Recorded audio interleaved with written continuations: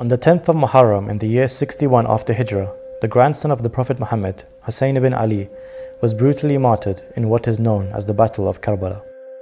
But what happened to the remaining women and children of his family, and what events took place after the Battle of Karbala? After the Battle of Karbala, Yazid's army, led by Umar bin Sa'd, plundered and dismembered the bodies and raised the head of Hussain and his companions onto spears. The tents in which the women and children were residing in were looted and set ablaze. Among the remaining family members were Zainab and Kulthum, the granddaughters of the Holy Prophet, and Ali Zain al-Abidin, the last remaining son of Hussain. Ali Zain al-Abidin was severely ill during the Battle of Karbala, and though he wished to fight alongside his father, was unable to do so. The family members, including young toddlers, were shackled in chains and paraded in the nearby city of Kufa, where they were presented to Yazid's governor Ubaydullah ibn Ziyad in his courtyard. Ali Zain al-Abidin delivered a defiant speech in the face of Ibn Ziyad and reminded the people of Kufa that they had pledged allegiance to Hussain. Ibn Ziyad turned towards Zainab and asked her what she thought about what God had done to her family, to which she famously responded, "I saw nothing but beauty.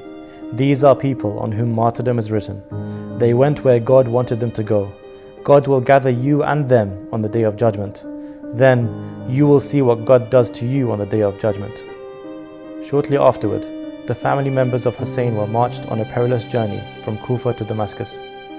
It is said that several of the younger children on this journey died on the route from the harsh conditions and ill treatment of Yazid's army. The family were paraded in several towns along the route and were often humiliated and assaulted by bystanders.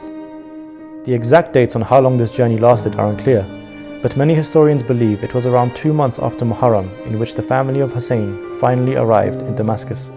Yazid had ordered for the city to be decorated and jubilant crowds had gathered to celebrate the capture of the prisoners. Years of propaganda by Bani Umayyah against Ali ibn Abu Talib and his sons had created an environment of hatred against the Prophet's family. While the family of Hussain were paraded in the market of Damascus, some historians note that bystanders attacked them with rubbish, stones, and even hot water. The family were eventually gathered in the Umayyad mosque in front of Yazid.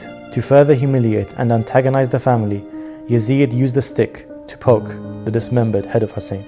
Undeterred, Ali Zain al-Abidin delivered a powerful sermon in the courtyard of Yazid to tell the people who he was in relation to the Holy Prophet, saying, "O people, I am the son of Mecca and Mina.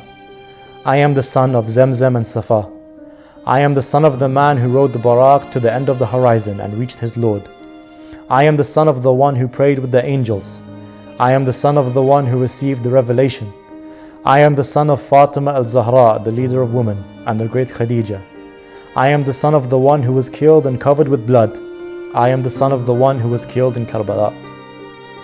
Upon hearing this speech, the people of the courtyard were moved. Yazid ordered his soldiers to place the family members of Hussain in his prisons. It is unclear for how long the family of Hussain were kept as prisoners, with some historians suggesting it could have been a matter of weeks and others suggesting it could have been months. After their release, the family of Hussain travelled back to their hometown of Medina. Many people believe that the family of Hussain returned to Karbala on their way back to bid a proper farewell to the martyrs, though this is contested. Either way, Yazid's ambition to boost his credibility by killing Hussain had ultimately backfired. Word spread of his atrocities against the Prophet's family, sparking several uprisings against his rule, most notably by Abdullah ibn Zubair in Mecca and Mukhtar al-Thaqafi in Kufa. Mukhtar is also famed for avenging the killing of Hussain. Every year, people from around the world mark 40 days from the day of Ashura, known as Arba'in. Millions of people participate in a walk to the holy city of Karbala to pay homage to the stand of Hussain.